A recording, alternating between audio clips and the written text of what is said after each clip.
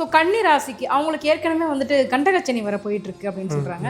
இப்போ இந்த சமயத்தில் இந்த குரு பயிற்சி அவங்களுக்கு என்ன மாதிரியான ஒரு மாற்றத்தை ஏற்படுத்த போகுது? ஏற்கனவே 10ஆம் இடத்துல குரு பகவான், 10ஆம் இடத்துல குரு இருக்கக்கூடாதுங்க. 10ஆம் இடத்துல குரு இருந்துச்சுன்னா நீ எவ்வளோ பெரிய ஆளாக இருந்தாலும், நாட்டுக்கே ராஜாவாக இருந்தாலும் பயத்தை கொடுத்துரும். பிஸ்னஸில் வந்து நிறைய பேர் சொல்லியிருப்பாங்க, சார் எனக்கு 20 வருஷம் ஃப்ரெண்டு சார், நாங்கள் 2 பேரும் பார்ட்னர்ஷிப்பில் பிஸ்னஸ் பண்ணிட்டு இருந்தோம், திடீர்னு பார்த்தா எல்லாத்தையும் தூக்கிட்டு ஓடி போயிட்டாங்க சார். இது வந்து கன்னி ராசிக்காரங்களுக்கு தான் நடக்கும். துலாம் ராசி அடுத்தபடியாக, ஸோ துலாம் ராசிக்கு இந்த குரு பயிற்சி என்ன மாதிரியான மாற்றங்களை ஏற்படுத்த போகுது சார்? துலா ராசி பார்த்தோம்னா 9ஆம் இடத்துல குரு இருந்ததுங்க. இவ்வளோ நாள் லைஃப் வந்து அடுத்த லெவலுக்கு கொண்டு போய் விட்டுரும், ஒரு நல்ல மாற்றத்தை கொடுத்துரும். நீ எவ்வளோதான் ஓடி போனவனுக்கு 9ல் குரு.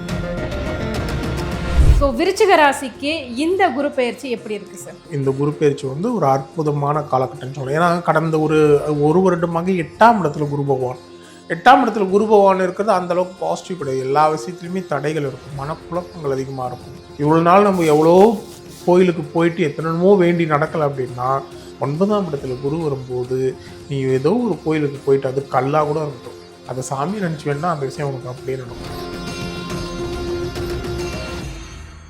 ஸோ கன்னி ராசிக்கு அவங்களுக்கு ஏற்கனவே வந்துட்டு கண்டகச்சனி வர போயிட்டு இருக்கு அப்படின்னு சொல்றாங்க. இப்போ இந்த சமயத்தில் இந்த குரு பயிற்சி அவங்களுக்கு என்ன மாதிரியான ஒரு மாற்றத்தை ஏற்படுத்த போகுது? கன்னி ராசியை பொறுத்த வரைக்கும் அவங்களுக்கு வந்து ஏற்கனவே 10ஆம் இடத்துல குரு பகவான், 10ஆம் இடத்துல குரு இருக்கக்கூடாதுங்க. 10ஆம் இடத்துல குரு இருந்துச்சுன்னா நீ எவ்வளோ பெரிய ஆளாக இருந்தாலும், நாட்டுக்கே ராஜாவாக இருந்தாலும் பயத்தை கொடுத்துரும். எவன் எப்போ படையெடுத்து வந்து எப்போ தூக்கிட்டு போவான்னு நமக்கு தெரியாது. அதுதான் 10ஆம் இடத்துல குரு. ஓகேங்களா? 10ஆம் இடத்துல கொடுக்கும்போது இந்த எதுலையுமே ஒரு நிலையற்ற தன்மை, எதுவுமே இந்த உலகத்தில், அதாவது இந்த சாமியாருக்கு நிலைமை தான் அப்போது, எதுவுமே இந்த நிரந்தரம் இல்லைடா அப்படின்ற ஒரு பய உணர்வு கொடுத்துரும். எதுக்கு எடுத்தாலும் ஒரு பிரச்சனை கொடுக்கும். இப்போ ஆஃபீஸில் ஒர்க் பண்ணுறாங்கன்னா அவங்களுக்கு வந்து தொழில் அந்த என்ன வேலை செஞ்சாலும் அதில் ஒரு சின்ன குறையாவது கண்டுபிடிச்சி அதனால் பெரிய பிரச்சனைகள் வரும், இல்லை லேட்டாக போய் மாற்றுறது. ஓகேங்களா? அதே மாதிரி இவங்க என்ன தான் பண்ணாலும் இவங்களுக்கான அங்கீகாரம் கிடைக்காம போகிறது, இவங்களை மற்றவங்க முன்னாடி அவமானப்படுத்தக்கூடிய சூழல், இவங்களுடைய தொழிலை வந்து இவங்க குறை சொல்லக்கூடிய சூழல், இந்த மாதிரி விஷயங்கள்லாம் 10ஆம் இடத்துல இருக்கிற குரு தருவார். ஸோ இப்போ 10ஆம் இடத்துல குரு இருக்கும்போது ஏற்கனவே கண்டகச்சனி ஒரு பக்கம் போயிட்டுருக்கு. கண்டகச்சனின்றது வந்து 7ஆம் வீட்டில் சனி இருந்து அவங்க ராசியவே பார்க்குறது. அப்போது பார்க்கும்போது என்ன ஆகும்னா, ஒருத்தருக்கு என்னுடைய நண்பருக்கே ஒரு மிகப்பெரிய ஒரு பிரபல டிவியில் இருக்கார், அவருக்கு நான் சொல்கிறேன், உங்களுக்கு 6ஆம் இடத்துல சனி வரும்போது எல்லாமே பாசிட்டிவ் நடக்கும், உற்சாகம் கொந்தளிச்சுது அவருக்கு, நிறைய பாசிட்டிவ், நிறைய இன்கம், பெரிய டெவலப்மெண்ட்டு. நீங்கள் சனி வந்து கொஞ்சம் 7ஆம் வீட்டுக்கு வருது, கொஞ்சம் கவனமாக இருங்க, உங்களுக்கே உங்கள் கான்ஃபிடென்ட் லெவல் குறைஞ்சிரும் பாருங்கள், நெகட்டிவ் தாட் அதிகமாக இருக்கும், பயம் வந்துடும் சார். அப்படியே நடந்துச்சு 1 இயர்க்குள்ளே. என்ன பண்ணுறதுனே தெரியல, தொழிலில் வந்து பிரச்சனை வந்துடுச்சு. அதுக்கப்புறம் அவருக்கு பரிகாரம் சொல்லி அதை சரி பண்ணாங்க. ஓகேங்களா? ஸோ அதனால் வந்து 7ஆம் வீட்டில் சனி இருக்கும் பொழுது எதிர்மறை சிந்தனை, நெகட்டிவ் தாட்டு, அதே நேரத்தில் பய உணர்வு, தன்னால் முடியுமா முடியாதா அப்படின்ற ஒரு சுய சந்தேகம், இது எல்லாத்தையும் கொடுத்துரும். கணவன் மனைக்குள்ளே பிரச்சனையை கொடுத்துரும்.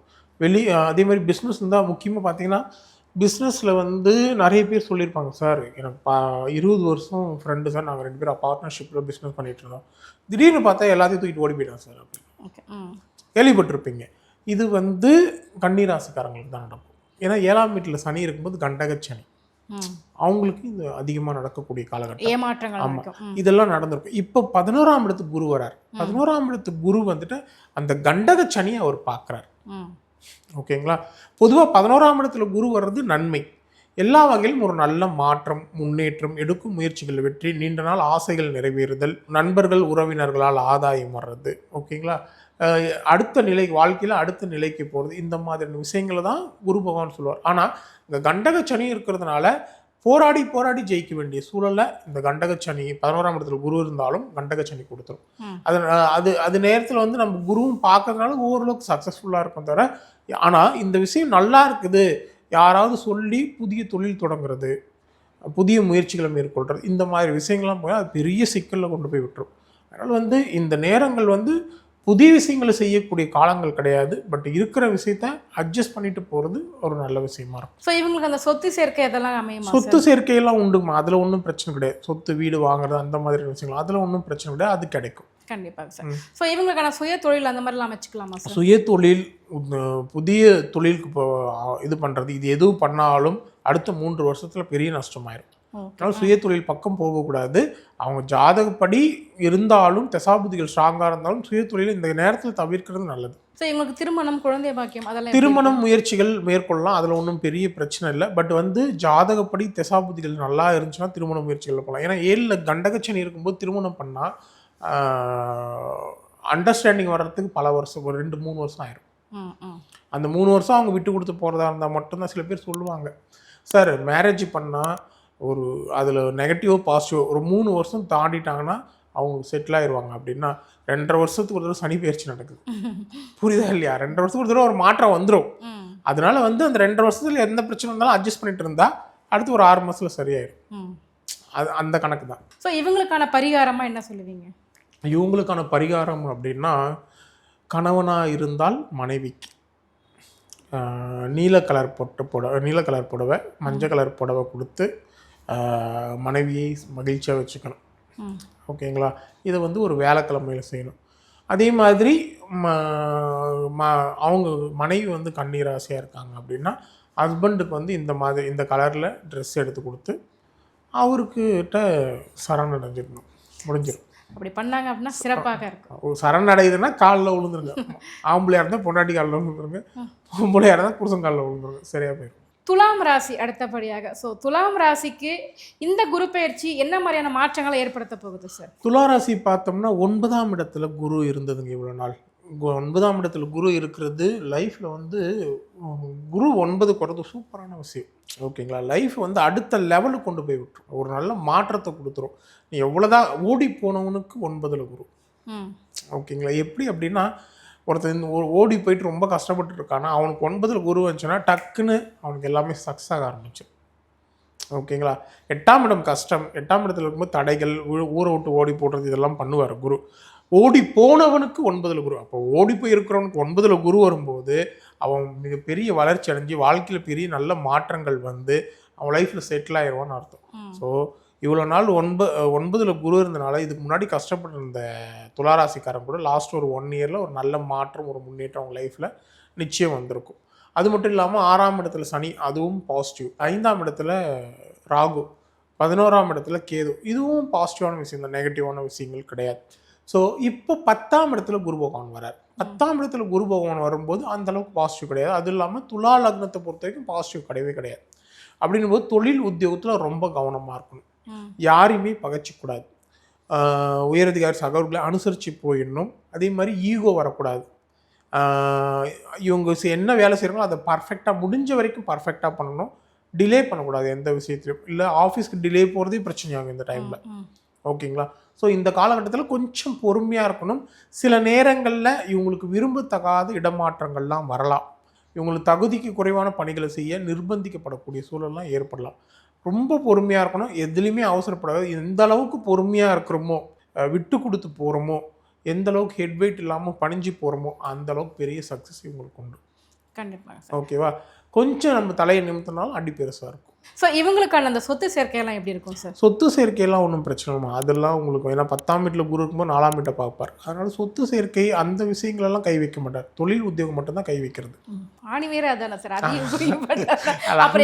அதான் நான் சொல்கிறேன். அங்கே வந்து இப்போ ஒரு படத்தில் நீங்கள் பார்ப்பீங்கன்னு நினைக்கிறேன், இருக்கிற இடம் தெரியாமல் போயிடணும். அப்போ நம்ம எல்லா வேலையும் நம்ம வேலையை நம்ம கரெக்டாக பண்ணணும், வெளியே தெரியக்கூடாது நம்ம, அதுதான் இம்பார்ட்டன்ட். கண்டிப்பாக. ஸோ இவங்களுக்கான அந்த கல்யாணம், குழந்தை இதெல்லாம் எப்படி இருக்குது? கல்யாணம், குழந்தைகளெல்லாம் அதெல்லாம் ஒன்றும் பிரச்சனை இல்லை. எல்லாம் சொத்து விஷயத்தில் கல்யாணம், குழந்தை பிரச்சனை, சின்ன தடைகள் வந்து சரியாகும். அது மட்டும் இல்லாமல் நீங்கள் சனி 6ல் இருக்குது, சனி 6ல் இருக்கும்போது எவ்வளோ பிரச்சனை தான் ஓவர் கம் பண்ணி போயிடுவாங்க. 11ல் கேது இருக்கும்போது நினச்சதெல்லாம் சாதிக்கலாம். 10ல் இருக்கும்போது தொழில் ரீதியாக மனக்கசப்புகள் மட்டும்தான், வேற ஒன்றும் எதுலையுமே நெகட்டிவ் கிடையாது. இது மட்டும் தான் நெகட்டிவ். சுயதொழில் ஆரம்பிக்கலாமா? சுயதொழில் பக்கமே போகக்கூடாது. தொழில் உத்தியோகத்தில் பிரச்சனைகள் உண்டுன்னு சொல்லிட்டேன். சுயதொழில் இப்போ திங்க் பண்ணக்கூடாது, 1 இயர் கழிச்சு பார்த்துக்கலாம். இவங்களுக்கான பரிகாரம் என்ன சார்? இவங்களுக்கான பரிகாரம் அப்படின்னா பத்மநாப சுவாமி திருவனந்தபுரத்தில் இருக்கு, அந்த கோயிலுக்கு போயிட்டு வரணுங்க, வெள்ளிக்கிழமையில் போயிட்டு வரணும். அது வந்து ஒரு சூப்பர் பரிகாரம். ஸோ விருச்சிக ராசிக்கு இந்த குரு பயிற்சி எப்படி இருக்குது சார்? விருச்சிக ராசியை பொறுத்த வரைக்கும் இந்த குரு பயிற்சி வந்து ஒரு அற்புதமான காலகட்டம்னு சொல்லலாம். ஏன்னா கடந்த ஒரு வருடமாக 8ஆம் இடத்துல குரு பகவான். 8ஆம் இடத்துல குரு பகவான் இருக்கிறது அந்தளவுக்கு பாசிட்டிவ் கிடையாது. எல்லா விஷயத்துலையுமே தடைகள் இருக்கும், மனக்குழப்பங்கள் அதிகமாக இருக்கும், எடுக்கிற முயற்சிகளில் தடை, உடல் ஆரோக்கியத்தில் பாதிப்பு, உறவினர் நண்பர்களால் நம்பிக்கை துரோகம், இவங்களை யாருனே கண்டுக்காத ஒரு சூழல், தனித்து விடப்படக்கூடிய நிலை, இந்த மாதிரியான இதெல்லாம் இருக்கும். அதே சின்ன சின்ன விபத்துக்கள் நடக்கிறது, உடல் ஆரோக்கியத்தில் அது தேவையற்ற செலவினங்கள், பண இழப்புகள், ஓகேங்களா? இந்த மாதிரியான சூழல்லாம் கடந்த ஒரு வருடமாக இந்த 8ஆம் இடத்துல குரு இருக்கும் பொழுது நடக்குங்க. சரி, இப்போ 9க்கு வரார். 9 குரு வரும்போது என்ன நடக்கும் அப்படின்னா, எல்லா விஷயத்துலையும் ஒரு நல்ல மாற்றம், எடுக்கும் முயற்சிகளில் வெற்றி, ஓகேங்களா? தந்தையால் நல்ல அனுகூலமான பலன்கள், தந்தையோட சொத்து கிடைக்கிறது, கல்வி மற்றும் வேலை வாய்ப்புக்காக வெளிநாடு போகிறதுக்கு முயற்சி பண்ணிட்டு இருந்தால் வெளிநாடு வேலை வாய்ப்புகள் கன்ஃபார்மாக கிடைக்கும், கவலையே பட வேண்டியதில்லை. வெளிநாடுக்கு போயிட்டு வர்றதே ஒரு பெரிய பரிகாரம், ஓகேங்களா?